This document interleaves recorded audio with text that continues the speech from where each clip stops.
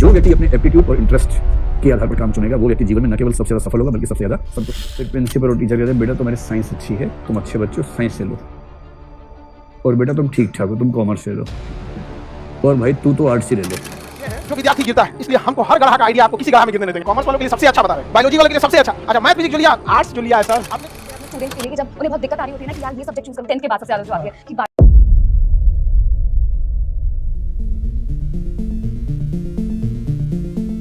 Tenth के बाद अक्सर स्टूडेंट कंफ्यूज हो जाते हैं और उनके मन में कई सारे सवाल उठने लगते हैं, जैसे कौन सी स्ट्रीम चूज करें, कौन सी गवर्नमेंट एग्जाम की तैयारी करें, और सबसे इम्पोर्टेंट बात कौन सा स्किल सीखे, क्योंकि 12वीं पास आउट होने के बाद 4 में से 1 स्टूडेंट बेरोजगार हो रहे हैं। और हमारा एजुकेशन सिस्टम ऐसा है कि ग्रेजुएशन पास आउट होने के बाद भी 10,000 की नौकरी के भी काबिल नहीं हो पाते हैं। अब एजुकेशन सिस्टम तो बदल नहीं सकते हैं, पर अपना सही मार्गदर्शन से भविष्य जरूर बदल सकते हैं।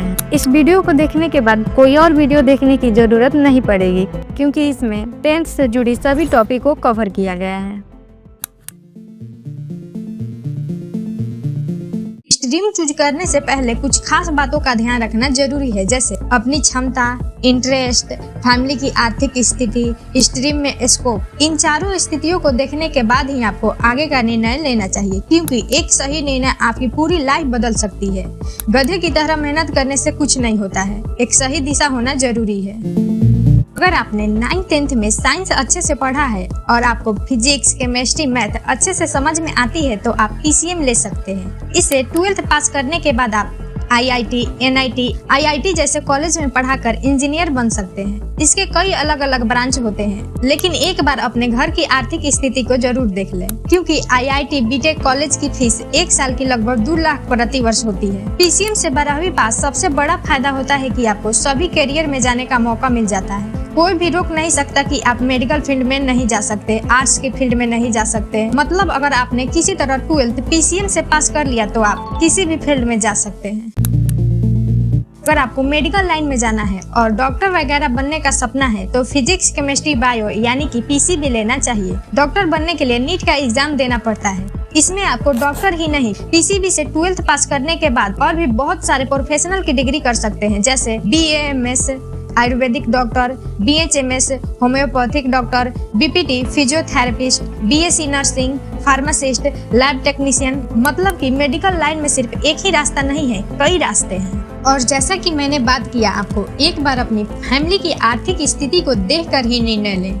कुछ ऐसे भी छात्र होते हैं जो सोचते हैं कि 11th में साइंस में PCBM और PCMB दोनों लूं, ताकि अगर 12th के बाद मूड कहीं अगर बदल गया तो दोनों ऑप्शन को चूज कर सकूं। लेकिन दोस्तों, मैं आपको अपनी रियल एक्सपीरियंस से बताती हूँ कि जो भी स्टूडेंट मैथ के साथ बायोलॉजी या बायोलॉजी के साथ मैथ ले रहे हैं, सच में वो अंत में रोते हैं, क्योंकि टाइम ही नहीं बचता है। एक तो पहले से 5 सब्जेक्ट होते हैं और उसके बाद एक और पढ़ो, सच में बहुत मुश्किल हो जाता है मैनेज करना।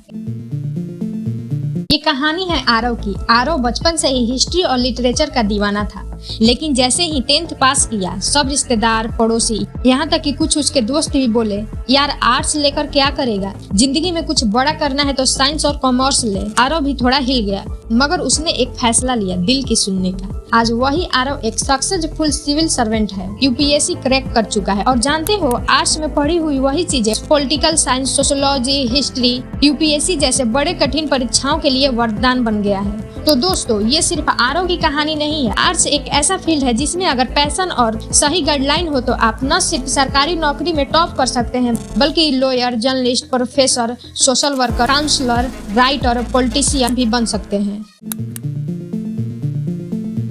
UPSC, SSC, बैंकिंग जैसे प्रतियोगी परीक्षाओं में आर्ट्स स्टूडेंट का दबदबा है। BA के बाद MA, फिर नेट JRF करके आप प्रोफेसर बन सकते हो।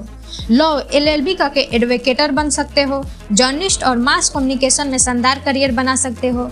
सोशियोलॉजी और साइकोलॉजी में रिसर्च कर सकते हो। NGOC, नेशनल ऑर्गेनाइजेशन में काम कर सकते हो। आर्ट्स से 12th पास करने के बाद कॉलेजों की फीस और सैलरी स्क्रीन पर देख सकते हैं। अगर आपको पैसे, बिजनेस, मार्केटिंग और अकाउंटिंग जैसे चीजों में मजा आता है तो आपके लिए कॉमर्स बेस्ट है। ये एक ऐसा रास्ता है जो न सिर्फ जॉब देता है बल्कि आपको खुद को कुछ करने का हौसला देता है। और कॉमर्स एक ऐसा स्ट्रीम है जो आपको बिजनेस, अकाउंटिंग, फाइनेंस, मैनेजमेंट और इकोनॉमिक्स जैसे प्रैक्टिकल और हाई डिमांडेड फील्ड में करियर बनाने का रास्ता देता है। इसको करने के बाद CA, CS, CMA, BBA, MBA, CFA जो हाई इनकम और रिस्पेक्ट वाला जॉब देता है। इन सभी का मंथली फीस, ड्यूरेशन और स्टार्टिंग सैलरी स्क्रीन पर देख सकते हैं। कॉमर्स करने के फायदे: स्टार्टअप बिजनेस शुरू करने की नॉलेज, पैसे की समझ, tax saving, investment, variety of career option, professional course में स्कोप ज्यादा होता है। इसे करने के बाद इंटरनेशनल लेवल पर भी करियर बना सकते हैं। अगर आपको सरकारी नौकरी करना है या फिर आप घर में सबसे बड़े हो और आपके फैमिली की आर्थिक स्थिति सही नहीं है, आप चाहते हो जल्द से जल्द सरकारी नौकरी लग जाए और आगे की पढ़ाई के लिए पैसे भी मिल सके, तो आपको 10वीं के बाद ही सरकारी नौकरी की तैयारी शुरू कर देना चाहिए। 10वीं के बाद इन सारे गवर्नमेंट जॉब की तैयारी कर सकते हैं। SSC GD, MTS, GDS, RRB group D, RRB apprentice, CAPF, इसमें BSF, CISF, CRPF आता है, RBI ऑफिस अटेंडेंट। इसके लिए क्वालिफिकेशन और एज लिमिट स्क्रीन पर आप देख रहे होंगे।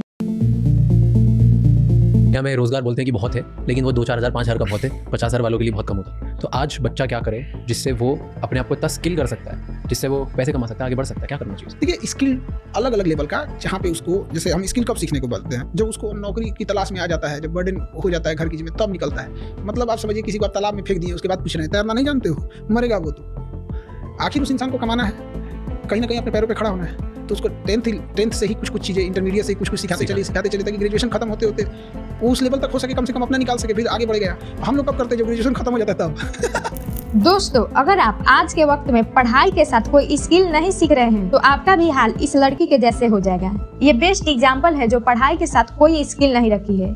ये लड़की DU यूनिवर्सिटी से पास आउट है।